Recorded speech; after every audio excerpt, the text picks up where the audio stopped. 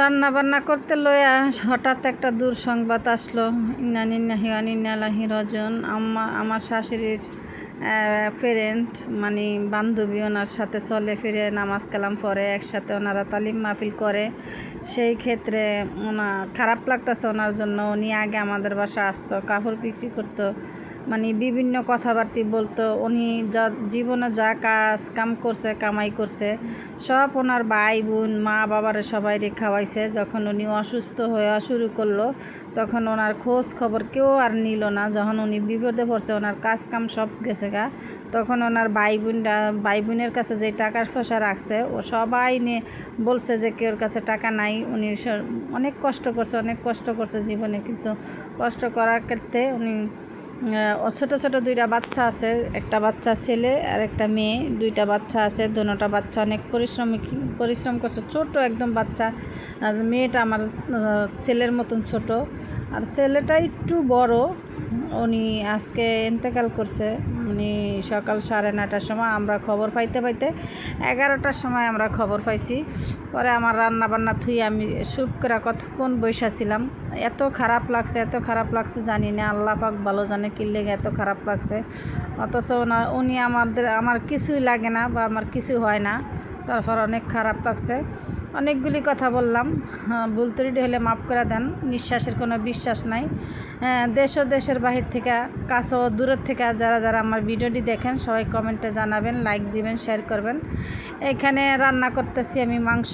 এখানে গরম মশলা, জায়ফল, জয়ত্রী, এলাচ, লং, জিরা, ধনিয়া গুঁড়া, ধনিয়া টনিয়া সব দেওয়া, আর আদা রসুন বাটা, এই মশলাগুলি দিয়ে ভালো মতো কষাই নিতেছি। আমি বয়স দিতেছি, কিন্তু আমার হাত পা অনেক কাঁপাকাঁপি করতেছে। তারা বয়স দিতেছে। এখানে হলুদ গুঁড়া, মরিচ গুঁড়া, লবণ পরিমাণ মতো দিয়ে দিছি। অল্প মাংস, সেজন্য অল্প মশলা দিয়ে রান্নাটা করতেছি আমি। রান্নাটা করতে করতে অনেক মন খারাপ হয়েছে, তারপর আমি রান্নাটা করা লাগছে, সবাই খাবে সেই জন্য। এখন একটু পানি দিয়ে মশলাটারে ভালো মতন কষাই নিছি আমি। একদম মাংসটা বুনা হবে। আর সাথে আরেকটা রান্না আপনাদের সাথে শেয়ার করব।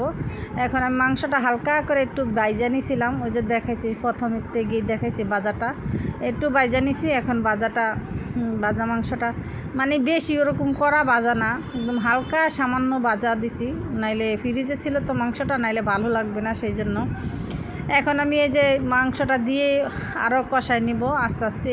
একদম লাল হবে তরকারিটা, মশলা কম দিছি, জাল দিতে দিতে লাল হয়ে যাবে। খুব সুন্দর একটা কালার আসছে, মাশাল্লাহ বলতে ভুলবেন না। আর আমার রান্না বান্না আপনাদের সাথে কেমন লাগে জানাবেন।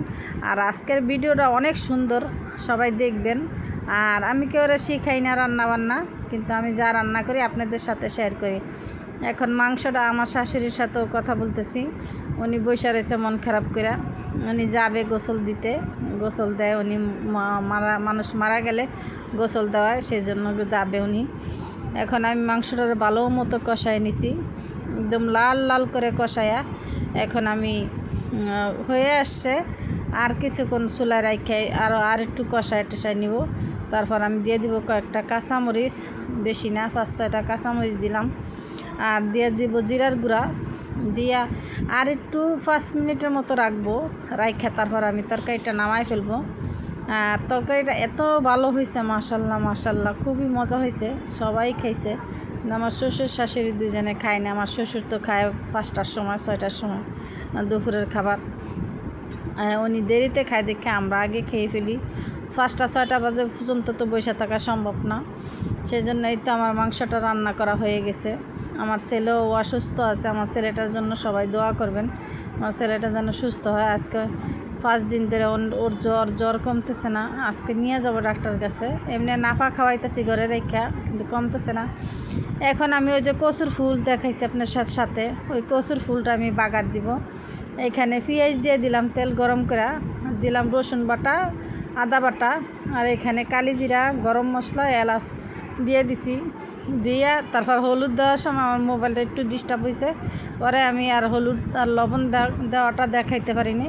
আর কোনো মশলা দিব না। লাস্টে দিয়ে নামানোর আগে কাঁচামরিচ আর সামান্য চিনি দিয়ে দিব। আর এই ফুলটা এইভাবে ভাজি করলে এত মজা, মানে সবাই পছন্দ করে। এটা দিয়েই পেট ভরে ভাত খাওয়া যায় এক বাসন।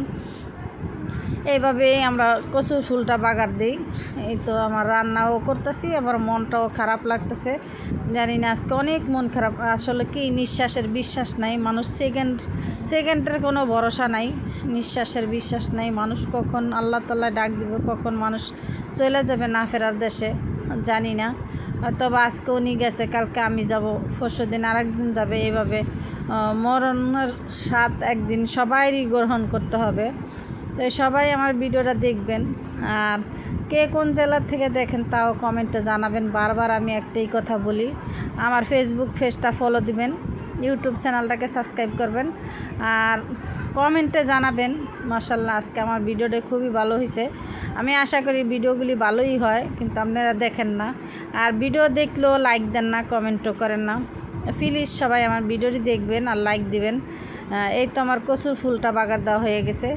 এখানে কিছু থালাবাটি আছে, আমাদের হেল্প খালা আয়সা পড়ছে, যেই খালা হেল্প করে ওই খালা আয়সা পড়ছে। উনি ঘর দুয়ার ঝাড়ু দিতেছে, আমি রান্নাঘর চুলা টুলা সব ক্লিন করে দিব, আর উনি ঘর দুয়ার ঝাড়ু দিয়া ঘর ফুইছে হাত পরে কাপড় দিবে। আমি এখানে সকালে নাস্তা পানি খাইছে, একবার ধুইছি, আবার আমার হাজবেন্ড, মেয়ে, ছেলে, আমার নানি শাশুড়ি ওনারা খাইছে, ওগুলিও ধুইতেছি। এগুলি ধুইয়া পরিষ্কার কইরা তারপরে আমি গোসলে যাব। ছেলেও অসুস্থ, ছেলেরে খাওয়াইয়া ওষুধ খাওয়াইয়া তারপর শোয়াই রাখি, তারপর রান্না করে আসি। ছেলে বড়ই, তারপরও কাজ করতে হয়, মানে ডাকতেই থাকে। যদি আমি ওই ঘরে যাই বা এই ঘরে যাই, খালি ডাকতেই থাকে আম্মু আম্মু করে। এই তো আমার দোয়া ফুসা শেষ। এখানে র্যাকের ভিতরে পানি জড়ায় আমি আর জুড়িতে নেই, আগে প্রথম ধুইয়া তারপর পানি জড়ায় রেখা দিই। আর এইখানে আমরা আর পেঁয়াজ আর রসুন কেটে রাখছে, আমরা দিয়ে মুসুর ডাল রান্না করব। ডালটারে পানি ফালাইয়া বেশি করে পানি দিছিলাম, পানিটা ফালাই দিয়ে আমি ডালটারে ভালো মতো সিদ্ধ করে তারপর লবণ দিয়ে সিদ্ধ করছি। সিদ্ধ করে এখন আমি হালকা হলুদ দিয়ে ভালো করে গোটা দিয়ে নিব, গোটা দিয়ে তারপর পাতিল ভরে পানি দিব। এখানে আমরার ডাল কারা পছন্দ করেন জানি না, কিন্তু আমরা আমরার ডাল অনেক পছন্দ করি। সবাই ভালো থাকবেন, সুস্থ থাকবেন, আমাদের জন্য দোয়া করবেন।